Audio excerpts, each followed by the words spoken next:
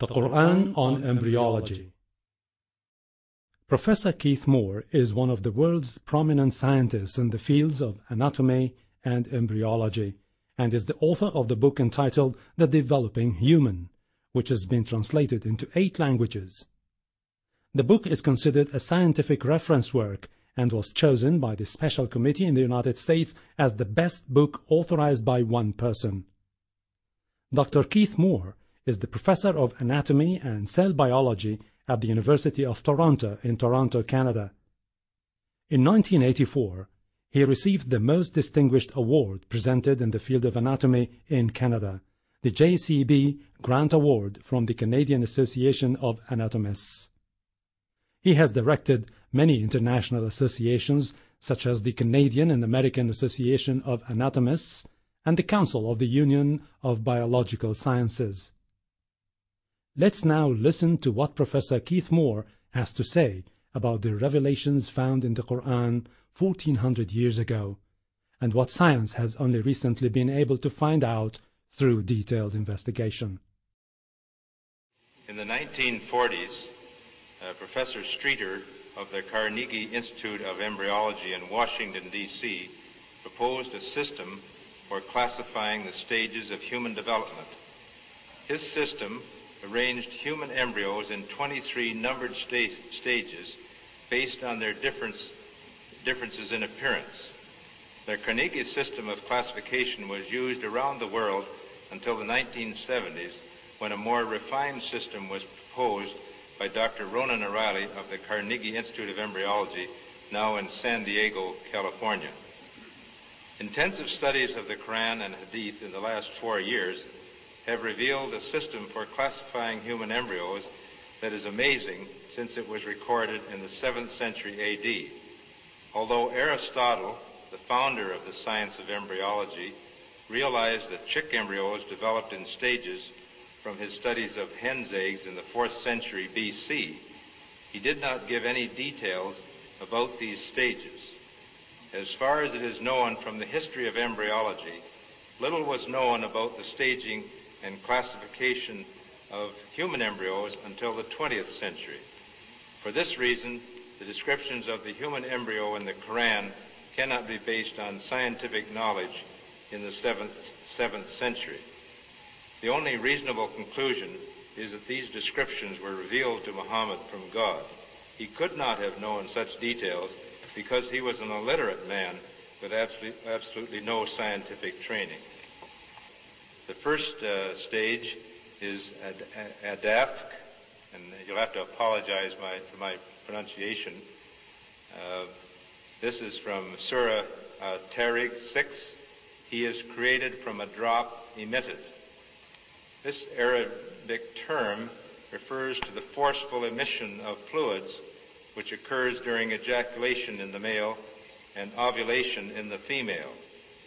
The male secretions, called semen, contain the spermatozoa, and the female secretions, called follicular fluid, contain the ovum. This is the stage of fertilization and the nutfa, and this is what we call the zygote, referred to in the Quran as the nutfa, and the nutfa undergoes division, which we call cleavage, as it passes down the uterine tube. And so these are the stages of the nutfa here as it undergoes cell division. This term is used several times in the Quran when referring to the beginning of development. After examining all these references, it is concluded that nutfa refers to the small drop of fluid containing the sperm and the ovum. The term nutfa is also used to refer to the dividing zygote as it undergoes cleavage, cell division, and passes along the uterine tube to enter the uterus. This surah says, "Then he made his progeny from a quintessence of the nature of fluid despised." Sulala is an Arabic term, refers to the gentle extraction of the germ or sex cells from the millions that are produced. There are 300 to 500 million sperms in the ejaculate of a healthy young male. Only one of these is extracted from the semen to fertilize the ovum. This shows a photograph of the millions of sperm when they are ejaculated, and only one of the several million sperms is drawn out, which is what is suggested by the word sulala. Now, the same in the case of the ovary. Only one ovum reaches maturity and is expelled from the ovary, and it is extracted from the many thousands that are available in the ovary. Again, the idea of extraction, or sulala. The next stage is amshaj, Surah ad-der 2. Verily we created man from a mixture of a germinal drop.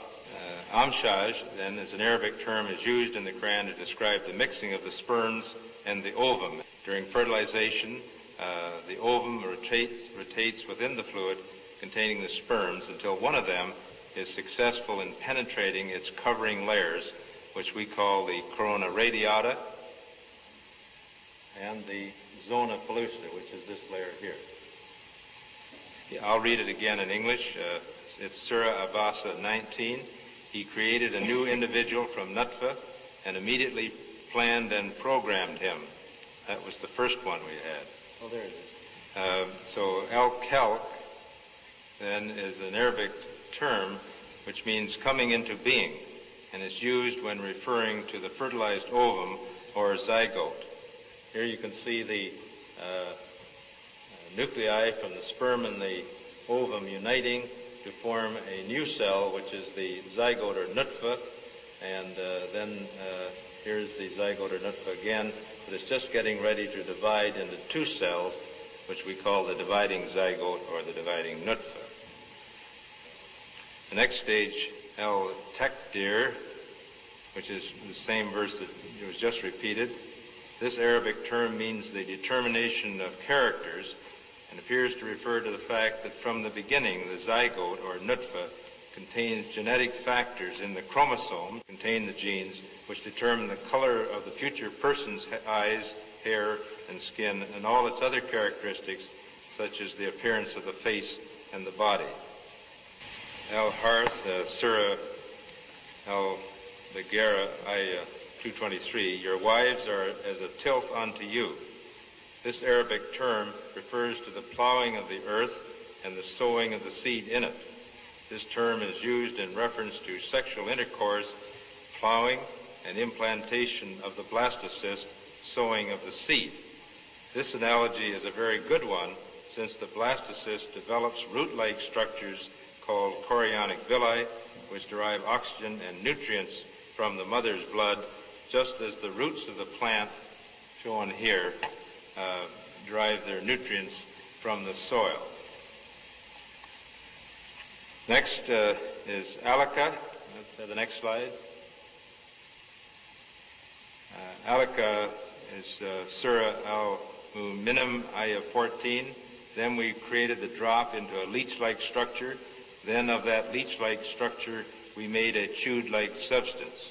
Alaka refers to a leech-like appearance, especially at about 22 days, as shown in this slide. This is a leech, and this is the human embryo, about 23 days.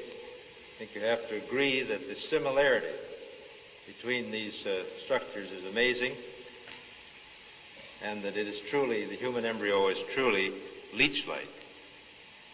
The leech-like embryo is attached to the chorionic sac, which is embedded in the maternal blood and attached to the maternal endometrium, or the lining of the uterus. This is the mudga stage, from Surah Al-Mu'minun, Ayah 1 to 14, and I repeated that before. Then we created the drop into a leech-like structure. Then of that leech-like structure, we made a chewed-like substance, which you can see here, and begins during the 6th week. Next stage is Al-Kissa Bil-Lan, Surah Al-Mu'minun, Ayah 14. Then we clothe the bones with flesh. So in the previous stage, then we had the bones, and then we covered the bones with flesh. So this Arabic term means a clothing with flesh, and after the bones form, they become surrounded or clothed by flesh or muscles, which acquire attachments to them. These muscle attachments permit movements of the skeleton to occur. Now, this is the final stage of development called al-nasha. Then we developed of him another creation. Al-nasha means growth or coming into being.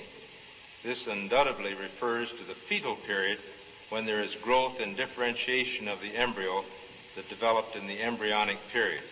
The rate of body growth during the fetal period is remarkable, especially between the 9th and 16th weeks.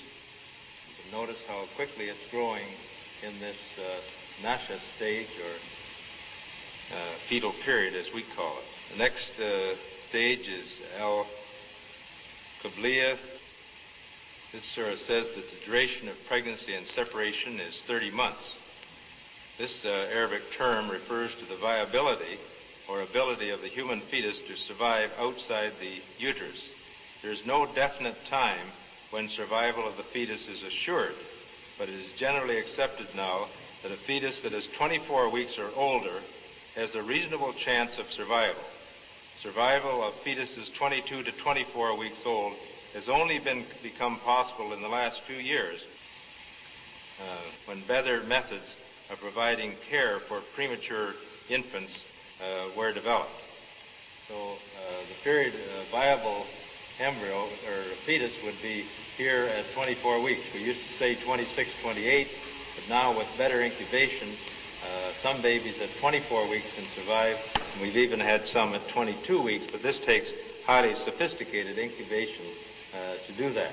So this period then is the period of viability or the ability of the human fetus to survive. The next stage is the al-hadana, al-rahimia. So this stage refers to the final stages of fetal development in the uterus when the fetus could survive if born prematurely, but it remains in the uterus where it is supported or nourished by the mother.